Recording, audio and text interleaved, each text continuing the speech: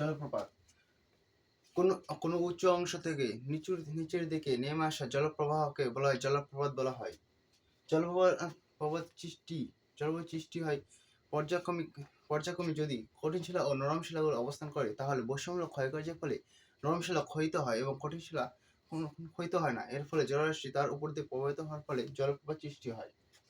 জলপ্রপাত এভাবেই সৃষ্টি হয়। এর কঠিন শিলা কঠিন শিলা ক্ষয়িত না হয়ে সেটা সামনের দিকে বর্ধিত হয় এবং জল তার উপর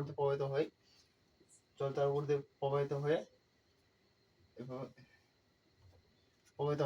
এর ফলে নরম শিলাটি আস্তে আস্তে ক্ষয়প্রাপ্ত হয়। এটিকে বলা হয় উপর থেকে নিচের দিকে জলরাশি পতিত হয় বলে একে বলা হয় জলপ্রপাত। আর প্রপাতকূপ হলো জলরাশি উপর থেকে নিচের দিকে পতিত হওয়ার ফলে যে যে হাড়ির মতো আকৃতি ভূপৃষ্ঠ বা ভূভাগ গঠন করে, একে বলা হয় প্রপাতকূপ।